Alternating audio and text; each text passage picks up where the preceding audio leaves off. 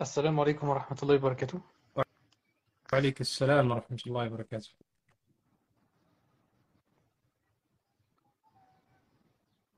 Est-ce qu'on m'entend correctement? Oui, نعم, on t'entend. C'est parfait.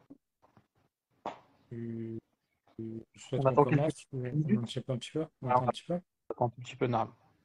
2 petites minutes et après tu pourras commencer, Inch'Allah. نعم, Marie, je pense que tu peux commencer, Inch'Allah. بسم الله الرحمن الرحيم الحمد لله رب العالمين ونصلي ونسلم على نبينا محمد وعلى آله وأصحابه أجمعين اللهم علمنا ما ينفعنا وانفعنا بما علمتنا وزدنا علما وعملا. Bienvenue à vous dans ce nouveau live avec plusieurs comptes, donc, que ce soit le frère Ibn Koun, compte de Salah Tijab, ou donc vos frères de Amara du Savoir. Série live donc, qui commence aujourd'hui, Inch'Allah. Ce live est le premier d'une série qu'on espère pouvoir terminer, Inch'Allah Ta'ala. On demande à Allah Azzawajal de nous faciliter. Autour d'un sujet extrêmement important, euh, tourné vers l'histoire, tourné vers la connaissance des personnes emblématiques de notre religion. Et, on a choisi donc pour cette série d'aborder nos mères. Donc on parle de ta mère à toi qui écoute cet audio, de ma mère à moi, de la mère de tous les musulmans, à savoir les mères des croyants. Et si on les appelle ainsi, eh bien c'est parce que Allah Azza wa Jalla les a appelés ainsi. Elles qui sont, comme vous l'aurez deviné pour beaucoup d'entre vous, les épouses du prophète sallallahu alayhi wa sallam. Et c'est Allah Azza wa Jalla donc qui les appelle ainsi. Lorsqu'il nous dit dans sa parole An-nabiyyu awla bil mu'minina min anfusihim wa azwajuhum ummahatuhum. Et il nous dit aux femmes du prophète, euh, ou dans le sens en tout cas du verset, les, les femmes ou ces femmes du prophète sallallahu alayhi wa sallam sont leurs mères. D'accord. Et il dira également Ya nisa al-nabi, lastunna ka ahadi min al-nisa. Ô femmes du prophète, vous n'êtes comparables à aucune autre femme. Les femmes du prophète sallallahu alayhi wa sallam ne sont comparables à aucune autre femme. En islam, elles ont un mérite. Et ça, d'ailleurs, dès l'époque du prophète sallallahu alayhi wa sallam, ça avait été compris. Lors d'un voyage, le prophète sallallahu alayhi wa sallam, vous savez qu'à cette époque-là, on se déplace en caravane avec des chameaux. Et sur les chameaux, les femmes étaient placées donc, dans des palanquins, des genres de petites cabanes, qui se mettaient sur les chameaux. Et un jour, alors que la personne qui guide la chamelle portant certaines des épouses du prophète sallallahu alayhi wa sallam va rapidement, le prophète sallallahu alayhi wa sallam va l'interpeller en lui disant ralentis un peu, car tes chameaux portent des perles. Tes chameaux portent des perles. Ce qui nous montre eh bien, l'importance que leur donnait déjà le meilleur des hommes, sallallahu alayhi wa sallam, et l'importance qu'il a également voulu véhiculer aux compagnons les concernant. Regarde comment est-ce que justement il interpelle cette personne en lui disant ces femmes que tu es en train de transporter avec cette chamelle, ce sont des perles. Alors, la connaissance de, ou en tout cas, pourquoi est-ce que ces femmes-là ne sont pas comme les autres femmes? Eh bien, pour plusieurs raisons. Elles ont accompagné et soutenu le meilleur des hommes. Elles ont cru en lui, l'ont accompagné, l'ont soutenu.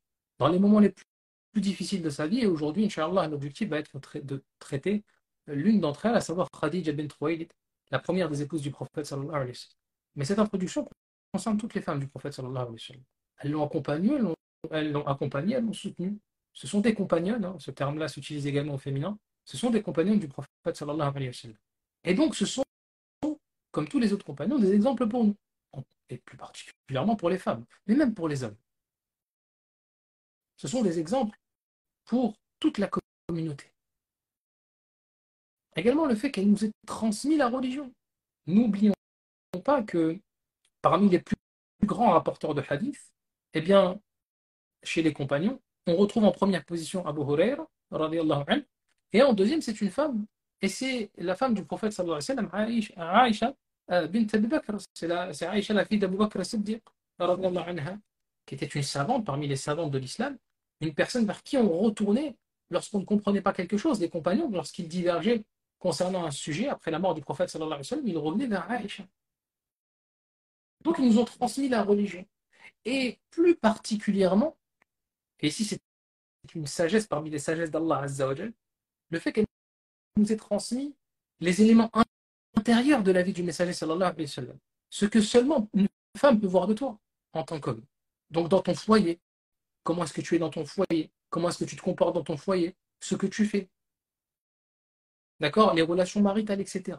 Par leur cause, énormément de règles juridiques aujourd'hui qu'on applique en islam nous ont été connues. Et ça, c'est de leur cause. Et c'est une sagesse parmi les sagesses d'Allah que d'avoir mis justement ces personnes-là dans ces contextes-là, afin que nous, on puisse en profiter.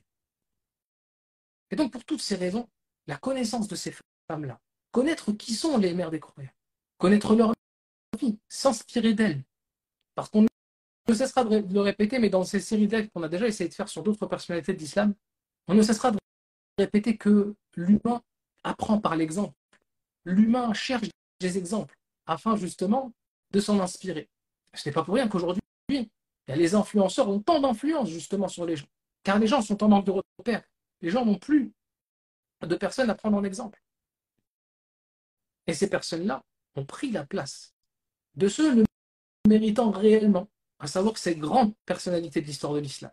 Surtout nous en tant que musulmans. Il est inconcevable que nous et nos familles soient ignorants de qui sont ces personnes-là. Parce que ça voudra dire qu'on a d'autres personnes en exemple, qu'on a d'autres personnes en modèle. Et donc c'est une obligation pour nous que d'apprendre qui ils sont, comment on peut s'en inspirer, qu'est-ce qu'ils ont fait. Et donc aujourd'hui, on va commencer par peut-être la plus emblématique, avec Aïcha radhiyallahu anha, la première des épouses du prophète sallallahu alayhi wa sallam, Khadija bint Khuwaylid.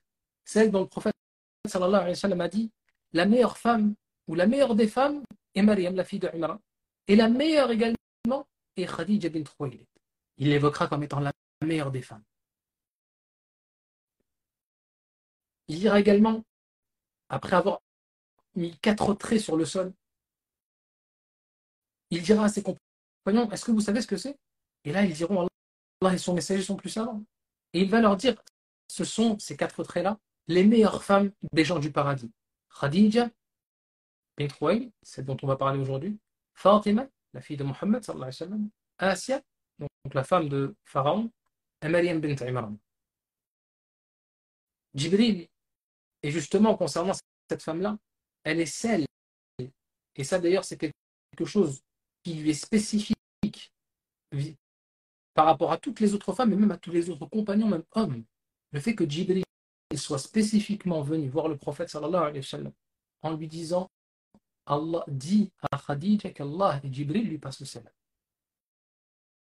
Allah et Jibril passent le salam à Khadija. Et c'est un honneur grandiose, montrant l'importance de cette personne-là. Une femme qui, comme on va le voir en apparence, n'aurait peut-être pas été la femme la plus influente aujourd'hui à notre époque. Elle n'était pas la plus jeune, déjà veuve, déjà des enfants. Et pourtant, c'est elle qu'Allah a choisi pour passer le salam. Alors qui est Khadija? C'est Khadija bint Khuwaylid bint Asad ou bint Khuwaylid ibn Asad ibn Abd al-Uzza ibn Qusay. Si ces noms-là vous ne les connaissez pas, c'est pas grave. Mais le dernier, vous devez le connaître. C'est Qusay.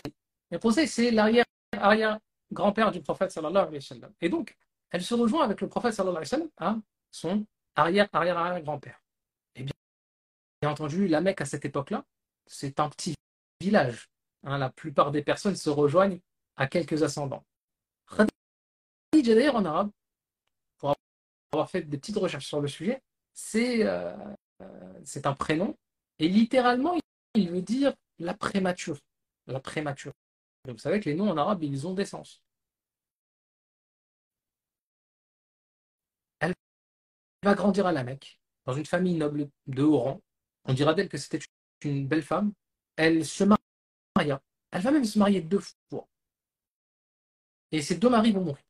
Elle aura donc été mariée 2 fois dans sa jeunesse. Et elle aura eu 3 enfants.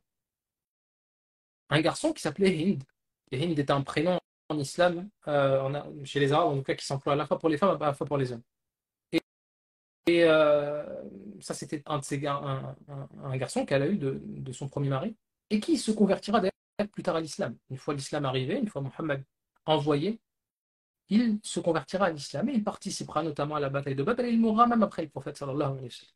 et elle aura deux filles, Hala et une autre qui s'appelle Hind, comme son frère. Hein, donc elle aura deux enfants qui s'appellent les deux Hind, mais un garçon et une fille. Et donc, comme on le voit ici, elle a déjà été mariée et elle a déjà eu trois enfants auparavant. Alors elle va faire fortune dans le commerce. Les Mécois, à cette époque-là, ce sont des commerçants, ce pas des agriculteurs, contrairement aux Médinois, qui sont des agriculteurs. Les Mécois, ce sont des commerçants, hein, on ne cessera de le répéter, mais la Mecque, à cette époque-là, vit par le commerce. On ne cultive pas grand-chose à la Mecque. La Mecque, s'il n'y a pas de commerce, elle est pauvre. C'est d'ailleurs l'une des choses qui dérangera énormément Quraysh à l'arrivée de l'islam, c'est que l'islam vient mettre à mal son commerce avec les idolâtres de la péninsule, venant interdire justement l'idolâtrie. Et donc, les quoi commercent à cette époque-là, Khadija est commerçante et elle emploie des hommes pour les envoyer, que ce soit en Syrie, au Yémen, dans les différentes régions, afin d'acheter et de revendre des produits. Donc, elle a sa tijara, son commerce. Elle entend parler de Mohammed sallallahu alayhi wa sallam. Alors, à ce moment-là, Mohammed n'est pas encore prophète. Il a 25 ans.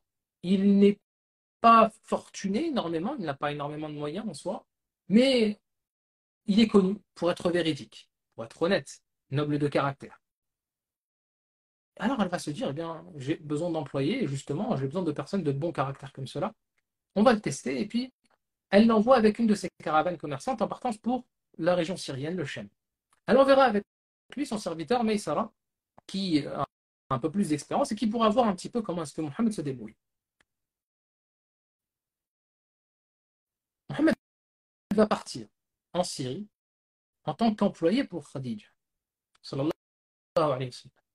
Dans ce voyage, plusieurs choses sont rapportées par les historiens, certaines dont on peut trouver d'authenticité, d'autres sur lesquelles il y a moins d'authenticité. Comme le fait que, par exemple, le prophète sallallahu alayhi wa sallam, eh bien, il se serait reposé à l'ombre d'un arbre et qu'un moine a vu le prophète sallallahu alayhi wa sallam à ce moment-là, qui n'est pas encore prophète, mais qui ira voir Maïsara, donc son compagnon de voyage, pour lui dire qui est cet homme à l'ombre d'un arbre. Et Maïsara va lui dire c'est un homme de Quraysh, des environs de Mecca, et il lui dira c'est seulement les prophètes qui se reposaient à l'ombre de cet arbre-là. Allahu alam. Ça fait partie des récits qui sont rapportés concernant le voyage, mais surtout, Maïsara, qu'est-ce qu'il va voir? Il va voir un homme d'une honnêteté sans faille, très noble de caractère. Lorsqu'il devait aller chez quelqu'un ou lorsqu'il devait voyager, il n'a jamais vu de Muhammad la moindre chose négative, la moindre chose à redire. En plus de cela, lorsqu'il rentre à la Mecque, eh bien Khadija a été étonné parce que son commerce est extrêmement prolifique. Par rapport au profit auquel elle s'attendait, elle reçoit le double. Et elle voit que Mohammed en réalité est un très bon commerçant, il a très bien commercé avec ses biens et il a rapporté plus de profit que prévu. Lorsqu'elle voit ça, et lorsque Maïsara lui rapporte ce qu'il voit de Mohammed, Khadija se pose la question, eh bien pourquoi pas se remarier après deux époux et, maintenant que, et on le verra, elle a un certain âge, mais on va aborder cette question-là, eh bien elle se pose la question de pourquoi pas se remarier. Et là, plusieurs récits sont rapportés. Il se dirait d'ailleurs que Khadija ait elle-même entrepris justement cette demande de mariage et envoyé justement des entremetteurs à Mohammed sallallahu alayhi wa sallam pour lui proposer un mariage. Elle qui ne manquait pas en réalité de prétendants. Elle était noble, fortunée à la Mecque et c'était une personne respectée. Beaucoup d'hommes auraient souhaité se marier avec. Alors le prophète sallallahu alayhi wa sallam, lorsqu'il reçoit cette demande-là, il a autour de 25 ans, il va demander conseil à ses oncles, en particulier Hamza, qui est également son frère adoptif, ils ont presque le même âge, également Abu Talib, celui qui est un petit peu son second père, hein, puisqu'il l'a recueilli à l'âge de 8 ans, et il va leur demander conseil, et ces derniers d'ailleurs vont prendre la parole vis-à-vis de la famille de Khadija, pour les encourager à cela, et pour montrer que justement Mohammed est une personne fiable et de rang respectable, et ils iront demander la main de Khadija au nom de Mohammed sallallahu alayhi wa sallam. Et ce mariage va se faire. Ce mariage va se faire. Mohammed va être aidé par sa famille et il va offrir une dot de 20 chamels. Pour vous donner un ordre d'idée, à cette époque-là, on donne des dots en chamels, en argent, en or, etc. Une chamelle, si on regarde un petit peu l'équivalent d'aujourd'hui, c'est à peu près 2000 euros. Donc 20 chamels, c'est à peu près 40 000 euros de dot, donc c'est une dot conséquente. Et d'autres rapportent même qu'il a donné de l'argent également, de l'argent métal, en dot. Et c'est ainsi que Mohammed sallallahu alayhi wa sallam va se marier à Khadija. Alors Mohammed a 25 ans. La question qu'on se pose, c'est quel âge a Khadija à ce moment-là? C'est qu'elle a déjà eu deux maris, trois enfants. Et il est très communément admis qu'elle aurait 40 ans. Et ça a une source. Cette information-là, elle a une source, c'est l'information, c'est une riwaya que rapporte Al-Waqidi de mémoire, qui n'est pas fiable dans le hadith. Ou en tout cas, dont la transmission est discutable. Et c'est pour ça que pour beaucoup d'historiens, cette transmission-là, on ne peut pas mettre beaucoup de pièces dessus, entre guillemets. Surtout qu'il y aura un autre élément qui va venir remettre un petit peu en cause cela, c'est le nombre d'enfants qu'ils auront ensemble. Certains disent 6, d'autres 7, on verra. Mais pour une femme de 40 ans, avoir 6 enfants à la suite de ses 40 ans, c'est quelque chose de relativement rare. Et c'est pour ça que certains argumenteront avec d'autres versions qu'elle aurait eu à ce moment-là 28 ans et non pas 40 ans. Allahu A'lam. En réalité, cette information-là n'est pas essentielle pour comprendre qui est Khadija et tirer profit justement de sa biographie. Mais on sait qu'elle était plus âgée que le prophète sallallahu alayhi wa sallam. Chose également importante, de son vivant, le prophète sallallahu alayhi wa sallam n'épousera aucune autre femme. Du vivant de Khadija, et donc pendant près de 25 ans, il ne va épouser aucune autre femme. Khadija est celle qui va donner tous ses enfants au prophète sallallahu alayhi wa sallam, si ce n'est son fils Ibrahim qu'il aura avec Marie al-Qibtiyya bien plus tard, quelques années avant sa mort. Mais sinon, pendant près plus de 30 ans, hein, le prophète sallallahu alayhi wa sallam aura eu tous ses enfants de Khadija. Elle a donné au prophète sallallahu alayhi wa sallam 6 enfants. Alors, certains parfois pensent qu'elle a donné 7. On va essayer d'expliquer pourquoi. Elle a donné deux garçons. Al-Qasim, qui était justement le plus grand, et c'est d'ailleurs de lui que le prophète sallallahu alayhi wa sallam prendra son surnom, Abu al-Qasim, le père de Qasim. Et ensuite, il a eu en garçon euh, ce qu'on appelle Tahir et Tayyib. En réalité, ce sont des surnoms. Ce ne sont pas des prénoms de ses enfants. Ce sont des surnoms qui ont été donnés au deuxième fils du prophète sallallahu alayhi wa sallam, à savoir Abdullah. Et donc le prophète sallallahu alayhi wa sallam, en tant que garçon, enfin en tant qu'enfant garçon, il n'a eu que Al-Qasim et Abdullah. Personne d'autre. D'accord? Et quand si on entend Tahir et Tayyib, en réalité, c'est des surnoms de Abdullah. D'accord?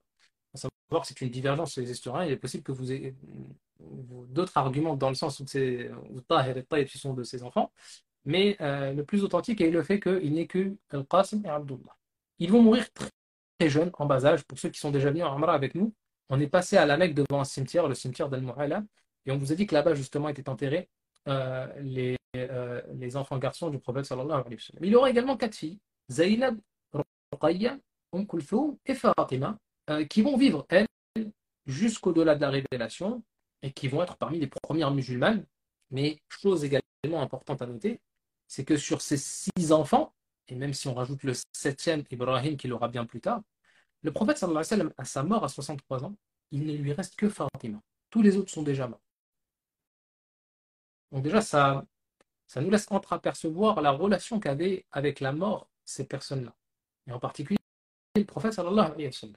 À une époque où la médecine n'est pas développée, à une époque où il y a des guerres, à une époque où la mort est beaucoup plus proche que ce que nous on vit aujourd'hui. Et donc, la relation également à l'au-delà est quelque chose qui est plus proche, plus palpable, que malheureusement beaucoup de rappels qui aujourd'hui sont faits et qui parfois, lorsqu'on voit parfois la réaction de certains non-musulmans à l'appel à l'islam, même à la méditation sur le sens de sa vie, etc., ça le dérange. Pourquoi ça le dérange? Parce que la mort est loin pour lui. Parce que pour lui, la mort, c'est quelque chose d'inimaginable, c'est quelque chose qu'on n'en trouvera pas. On est là, on a nos projets, on a nos achats, et donc en fait, on ne voit jamais cette réalité-là en face de nous. Mais la mort, c'est la plus grande réalité de la vie. Rien n'est plus vrai dans la vie que la mort. Et donc le prophète sallallahu alayhi wa sallam perdra tous ses enfants de son vivant, si ce n'est Fatima, qui elle ne mourra 6 mois plus tard. Alors, si vous avez bien regardé le titre de ce live, on avait dit que on allait l'intituler Khadija, un soutien sans faille. Et en effet, dès ses premières années de mariage, l'entente est bonne entre les deux époux et ils auront leurs enfants. Et vient la première révélation. Et là, on va voir comment se matérialise le soutien de Khadija vraiment de manière concrète. Le prophète sallallahu alayhi wa sallam a 40 ans. Il est dans la grotte de Hira, il reçoit la première révélation et il redescend. Alors, lorsqu'il reçoit cette révélation-là, c'est la première fois. Mettez-vous à sa place. D'ailleurs, très compliqué de se mettre à sa place, mais il n'a jamais vu Jibril. Il voit Jibril devant lui, sous sa forme réelle. Il reçoit ces versets-là, qui s'ancrent en lui, dans sa poitrine. Il rentre chez lui, il est apeuré, il est effrayé. Il a même peur d'être devenu fou. Et là, qui est-ce qu'il trouve? Khadija. Khadija qui va venir et qui va se mettre à ses côtés. Et elle va lui dire ces paroles qui sont connues, mais qui doivent justement nous pousser à méditer. Elle lui dira par Allah, Allah ne te ferait jamais aucun mal. Et elle argumente. Elle lui dira, tu ne fais que du bien, tu aides tes proches, tu soutiens ta famille, tu maintiens, tu donnes asile aux orphelins, tu maintiens les liens de parenté, tu ne t'appropries pas ce qu'on te laisse en dépôt, tu secours pour les pauvres.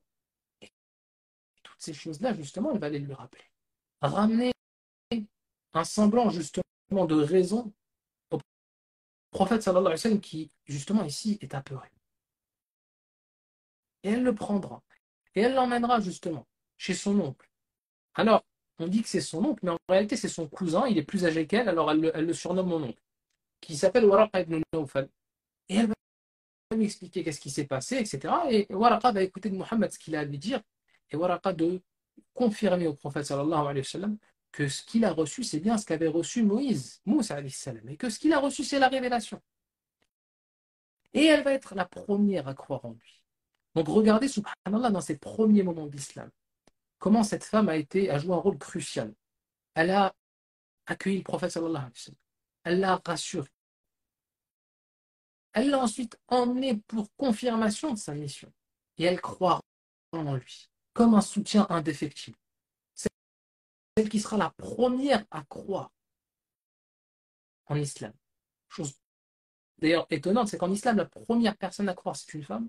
Et la première personne à tomber en martyr, c'est une femme également. Peut-être qu'on aura l'occasion d'en parler dans un autre live. Et elle priera avec Mohammed. Et elle affrontera les difficultés avec lui. Et elle dépensera ses besoins pour l'islam. Elle se fatiguera. Et elle-même va vivre ces difficultés-là à la Mecque, dans le sens où, eh bien, elle est l'épouse de celui qui a trahi la religion des ancêtres. Elle est une croyante parmi les croyances. Et cette fatigue-là, elle n'est pas anodine. Jibril, un jour, vient voir le prophète sallallahu alayhi wa sallam et il lui dit: ô messager d'Allah, voici Khadija qui arrive en portant avec elle un plat. Lorsqu'elle arrivera à toi, passe-lui le salam de son Seigneur et de ma part. Et annonce-lui cette bonne nouvelle, une demeure au paradis, loin de toute peine et de toute gêne. Et il y a un principe important ici en islam, je répète, il lui annonce la bonne nouvelle, une demeure au paradis, loin de toute peine et de toute gêne. Et il y a un principe important, c'est que al-jaza'u min jinsi al-amal. On sait que les récompenses sont fonction des œuvres. Et beaucoup de savants nous disent ici justement que c'est une preuve de toutes les difficultés qu'a dû subir Khadija à la suite de sa conversion et à la suite du message de son mari. C'est-à-dire que si Allah lui promet une demeure où il n'y a pas de gêne, où il n'y a pas de fatigue, où il n'y a pas de peine, eh bien c'est que dans ce bas monde, elle a subi de la gêne, elle a subi de la fatigue, elle a subi de la peine. Et on voit que dès son vivant, on lui promet le paradis. C'est quelque chose que, subhanallah, on ne retrouve que très peu dans les textes concernant les compagnons. Également durant les années de boycott, lorsque justement Quraysh, 7 ans après le début de la révélation, décide justement de boycotter les musulmans. Ils n'en peuvent plus, ils n'arrivent pas à contenir ce message. Alors qu'est-ce qu'ils décident de faire? Interdiction de parler aux musulmans, de commercer avec eux, de se marier avec eux, et ils attacheront, ils mettront ce traité-là sur la Kaaba, ou dans la Kaaba, afin que cette chose-là soit respectée par tous et respectée au plus haut point. Et bien dans ces années-là, où les compagnons vont vivre peut-être les années les plus difficiles de leur vie, eh bien, où certains vont même mourir de faim, elle mettra au service des musulmans ses biens. Elle mettra au service des musulmans ses relations pour essayer de ramener de la nourriture. Tout ça pour aider l'islam et les musulmans. Soutenir son mari. Et ce qui est intéressant ici, justement, sur lequel on peut méditer, c'est comment est-ce qu'Allah Azza wa Jal, dans les moments, dans les premiers moments de la révélation, ces moments où Muhammad justement a besoin de soutien, où il est seul, où justement il a besoin de personnes pour soutenir sa mission, il lui met une épouse raisonnée, plus âgée, expérimentée, riche. Et dans un autre moment, ou dans les autres moments de l'islam, on verra justement dans le prochain live comment Aïcha prendra donc un petit peu la suite de à Médine, où l'islam sera plus ancré, capital maintenant de l'État entre guillemets musulman qu'il y a, où l'islam maintenant est une vraie religion dans une ville, et bien comment Aïcha était beaucoup plus jeune que le prophète sallallahu alayhi wa sallam, et comment justement cela a servi l'islam dans le sens où elle sera la personne qui pourra ensuite propager cette religion. De sa jeunesse, elle apprendra énormément du prophète sallallahu alayhi wa sallam pour ensuite le transmettre. Et ça fait partie de la grande sagesse d'Allah Azza wa Jal dans le choix justement des épouses du prophète sallallahu alayhi wa sallam à des moments opportuns de sa vie. Et ça, c'est important que même toi, tu en tires des leçons. Des moments dans ta vie, tu ne comprends pas pourquoi il t'arrive telle et telle chose. Il y a des moments dans ta vie, tu ne comprends pas pourquoi à moi il m'arrive ça à tel moment. Ou à tel autre moment, il m'arrive ça. Et parfois, ce n'est qu'après coup que tu peux le comprendre. À ce moment-là, le prophète sallallahu alayhi wa sallam, il ne peut pas comprendre ça. Mais nous, maintenant qui avons vu la sira, qui avons vu sa vie d'un point de vue objectif, on le comprend tout ça. Bien toi, de la même manière, il est possible que certaines choses t'arrivent dans ta vie et que tu ne les comprennes et que tu ne comprennes leur sagesse que plus tard. Peut-être même dans l'au-delà. Et c'est en ça que le musulman, il doit tirer justement le tawakkul ala Allah. Le fait de placer sa confiance en Allah. Khadija va soutenir les musulmans durant les 10 premières années de la révélation. Mais alors qu'on est en l'an 10 de la révélation, durant le mois de Ramadan, selon certains historiens, elle tombe malade et très rapidement, son état s'aggrave et elle va mourir. Certains nous disent à l'âge de 63 ans, d'autres nous disent dans sa cinquantaine. Allahu a'lam, comme je vous ai dit tout à l'heure, son âge est divergent selon les savants. Et sa mort, qui fait suite à la mort de son oncle Abu Talib, le prophète sallallahu alayhi wa sallam, la mort de Khadija qui fait suite à la mort de son oncle Abu Talib, va lui causer un grand chagrin. Un chagrin immense. Certains savants, justement, appellent cette année l'année de la tristesse par rapport, entre autres, à cet événement. Il ne cessera de se souvenir de Khadija. Constamment. Durant les 14 années à peu près de vie qui lui restera après la mort de Khadija, il ne cessera de l'évoquer en bien. D'ailleurs, Aïcha radiallahu anha, elle dira: je n'ai jamais été autant jalouse des épouses du prophète sallallahu alayhi wa sallam comme je ne l'ai été de Khadija. Pourtant, on a dit que Aïcha n'a pas été coépouse du prophète sallallahu alayhi wa sallam du vivant de Khadija, puisque le prophète sallallahu alayhi wa sallam n'a eu aucune autre épouse si ce n'est Khadija. C'est justement après la mort de Khadija, quelques mois plus tard, qu'il se marie avec Aïcha. Et pourtant, Aïcha, elle dira: j'ai jamais été aussi jalouse que d'elle, d'une personne qui est morte. Alors que je ne l'ai jamais vue, nous dit Aïcha. Mais elle explique. Elle dit seulement: le prophète sallallahu alayhi wa sallam l'évoquait à un tel point que parfois il sacrifiait même un mouton, le coupait en morceaux et qu'il partageait entre nous pour ensuite l'envoyer aux amis de Khadija. C'est-à-dire que le prophète sallallahu alayhi wa sallam, par amour pour son épouse et par manque justement de cette dernière, il lui arrivait même parfois d'égorger un mouton et de l'envoyer aux amis de son épouse. D'ailleurs, ça c'est une œuvre qui fait partie de l'islam, le fait que si même demain tu as des parents qui décèdent ou autres, le fait d'entretenir de bonnes relations avec leurs parents, avec leurs amis, le fait de prendre leurs nouvelles, de faire des cadeaux, ça fait partie, ça rentre dans Bir al-Walidain, ça fait partie des bonnes relations à avoir avec ses parents, que même après leur mort, tu entretiennes les relations amicales qu'ils avaient. Et un jour, Aïcha, euh, alors je ne sais pas si le son fonctionne correctement. Non, le son est parfait, Très Jarek. bien, le son est parfait apparemment. Mais pour ceux pour qui ça pose un problème, Je m'excuse s'il y a un problème de son, essayez de vérifier chez vous. Ouais, non, parce que de mon côté, tout est Ok. fonctionnel. Et Aïcha, radhiyallahu anha, elle dira même un jour, quand il nous demandait quand il demandait de partager justement cette nourriture, elle disait, c'est comme s'il n'y avait dans cette vie que Khadija. Comme si dans cette vie, il n'y a eu que Khadija, alors qu'on sait que le prophète sallam a eu 11 épouses, 12 selon certains. Quand Aïcha disait ça, et le prophète sallam, il lui répondait, elle était ainsi et ainsi, et d'elle j'ai eu des enfants. D'ailleurs, c'est intéressant de noter comment Aïcha rapporte ce hadith, kanat kada wa kada. Elle n'a pas évoqué elle n'a pas ici en tout cas évoqué les mérites de Khadija. Mais dans un autre hadith, elle l'évoquera comme on va le voir. Également une fois, la sœur de Khadija euh, va arriver et le prophète sallam va être assis et il la reconnaît. Et Aïcha dit, même quand il a reconnu que c'était la sœur de Khadija, j'en étais jalouse.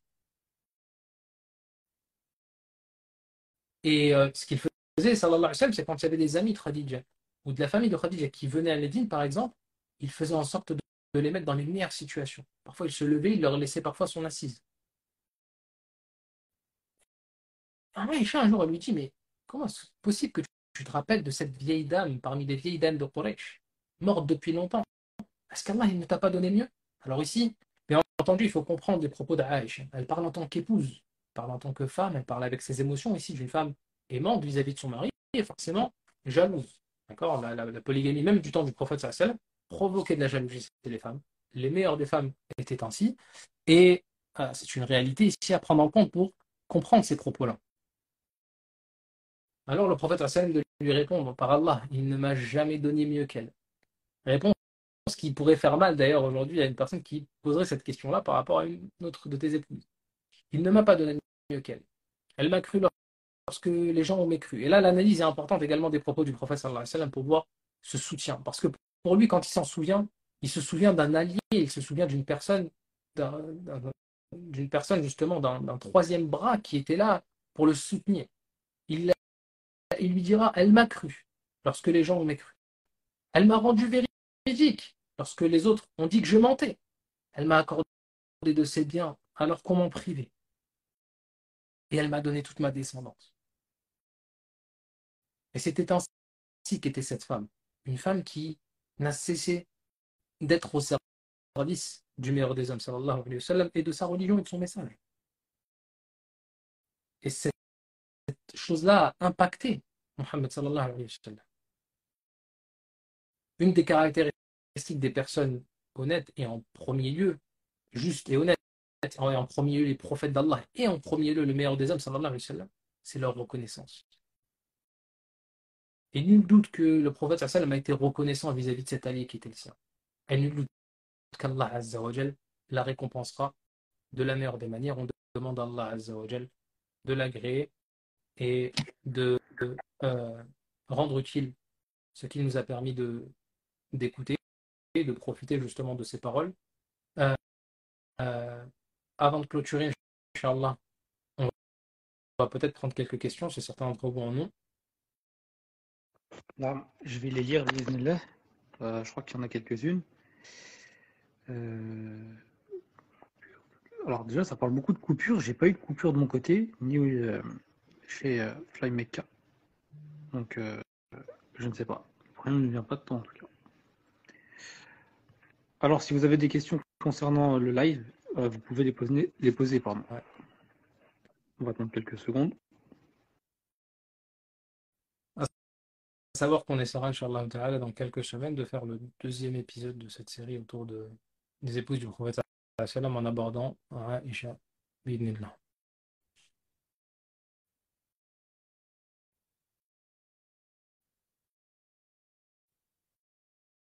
S'il n'y a pas de questions, alhamdoulilah, on espère que ça a été profitable. Ça a été profitable. On- J'attends quelques petites secondes. Alors, y a-t-il assalamu alaikum, y a-t-il une hiérarchie entre les époux du prophète sallallahu alayhi wa sallam? Les savants considèrent en général que Khadija et Aïcha sont les meilleures des épouses. Ensuite, il y a divergence. Qui est la meilleure entre les deux?